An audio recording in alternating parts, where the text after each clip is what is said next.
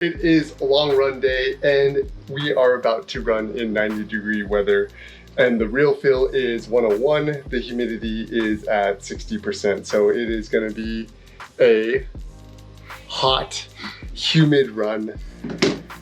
And this is how I'm dealing with it. So in ultra marathons, you're always going to have to run in the heat of the day.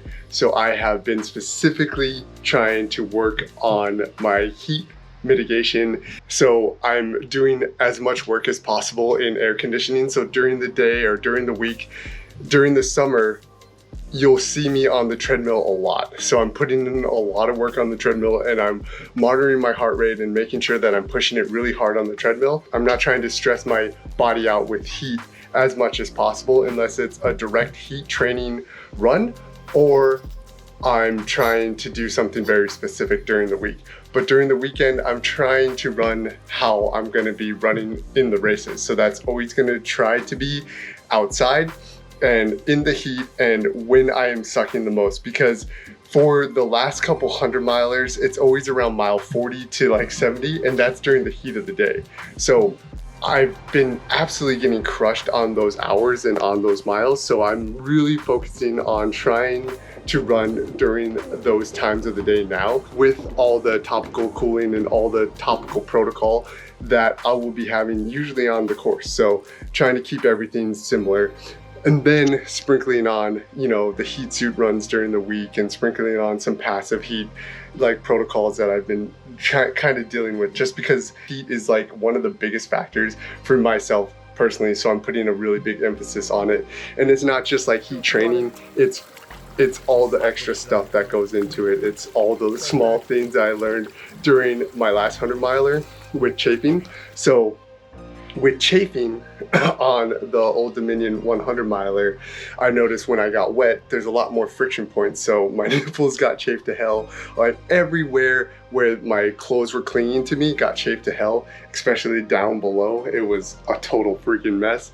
So I'm really focusing on how to use my gear properly, how to use these ice bandanas properly, and how my gear and how my body will react to the heat. And I've already learned quite a bit. So with my last run, I did 20 miles with a full icing protocol. I used the ice bandana and I had it directly on my ice, or I had it directly on my back, on my skin. So it was ice bandana to skin, and my skin freaking hated that. I had like a triangle where the little corner was, and it was a complete like ice burn. So now I'm gonna try it on the outside, and also my fanny pack I'm gonna try on the outside of my clothes, so I have a little bit more protection from the actual ice and all the liquid. So here's gonna be my full heat outfit, or my fit.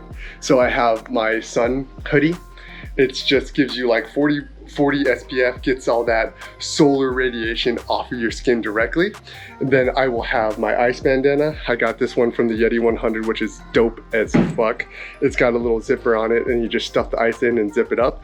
And it usually lasts around 4 to 5 miles of work. And that's around 40 minutes. I would say like 30 to 40 minutes of working in heat around 90 degrees. I'll also have a hat to keep the sun off my forearm, my forehead, and my eyes.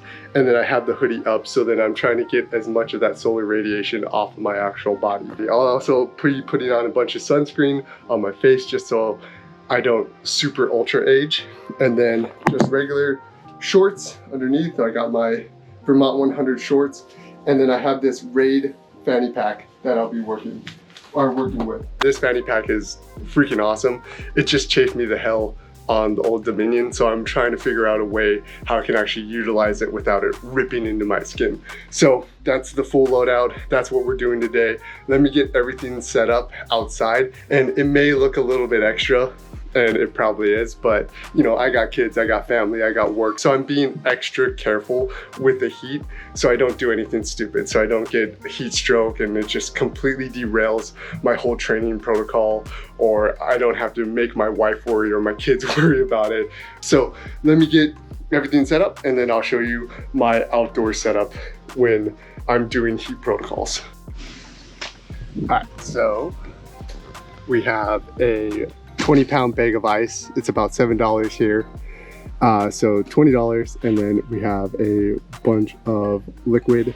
This has the Precision drinks mix, which is 60 grams of carbs, 1,000 milligrams of sodium. So I'll probably be taking 2 of these bottles in 3 hours, and then supplementing with just clean water. So kind of mixing in again the drink mix, and I will also have some Precision 90s and then some caffeine gels. So that's basically the setup. I'll be running back to this cooler that's right outside of my house every 4 to 5 miles. I always make sure that when it is hot out and I don't have crew or anything, that I just do loops. It's kind of boring, but I just basically do like a 4 to 5 mile loop, or even shorter, to make sure that I am staying safe and having all the nutrition and cooling that I need. And then I'm closely monitoring my heart rate. So I'm trying not to get like outside of the zone 2 unless I'm actually pushing. So I might do a couple of fast loops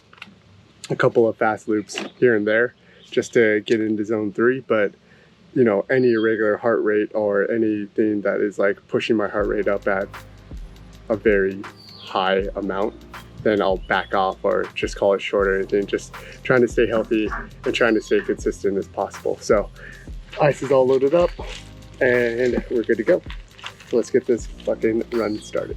So I wasn't recording a lot because there's a lot of people out walking their dogs, having an enjoyable Sunday afternoon, but I didn't want to be the guy that looked like a freaking absolute psychopath with a hoodie on, glasses on, running around, dripping sweat all over the place, and then also filming myself just freaking the shit out of my entire neighborhood. But this is basically what all the aid stations kind of look like.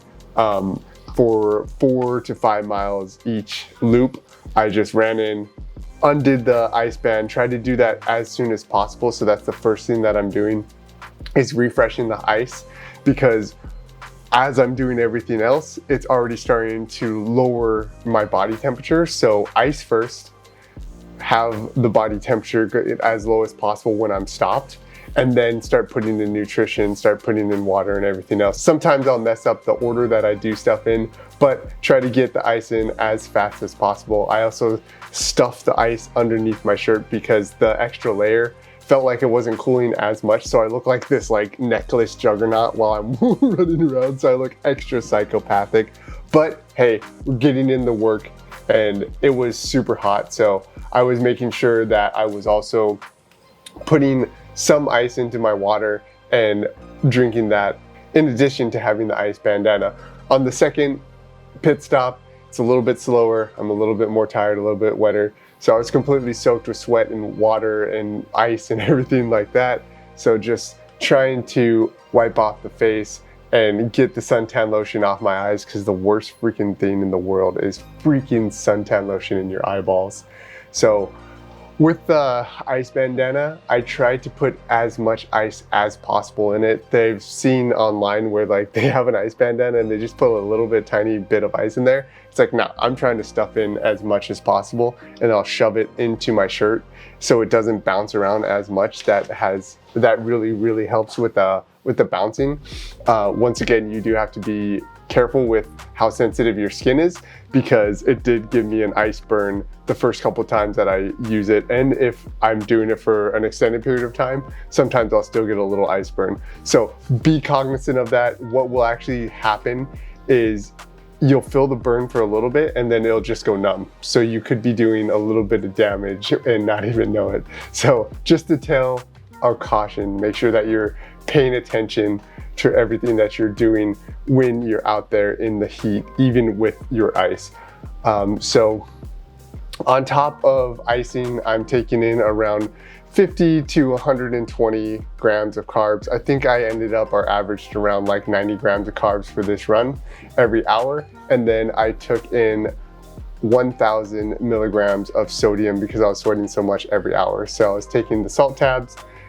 I didn't really drink much of the Precision like drink mix, but I was getting in the sodium and the sugar and the water as much as possible during that run, and trying to hurry up in the aid stations, but making sure that I was getting everything I needed to stay safe in the heat out there. And this is the same thing. I'm trying to just like practicing these protocols during my long runs, so then I know that I can slow down and remember everything that I need to do in aid stations during races when the vibes are up, like the adrenaline's up.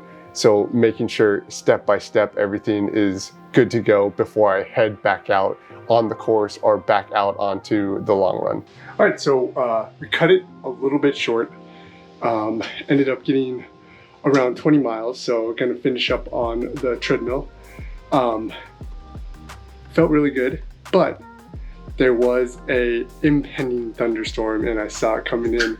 So instead of going out for another loop and getting caught in that, yeah, I'm just gonna cut it short because that was crazy. So pretty freaking hot this time. I think it was a lot more humidity, and humidity really affects my breathing just because I have asthma and all that bullshit. So a little bit slower than the first time, but the cooling was still really helping. I had to push it into my shirt again because it seemed like when there was a layer, it wasn't helping as much. So, you know, my skin has to either get tougher or I'm gonna have to find another solution, but it doesn't feel like it was freezer burning this time. But that was my whole protocol, just 4 to 5 miles, making sure that I'm tracking my heart rate, making sure that I'm hydrating a lot, because as you can see, I'm completely soaked, completely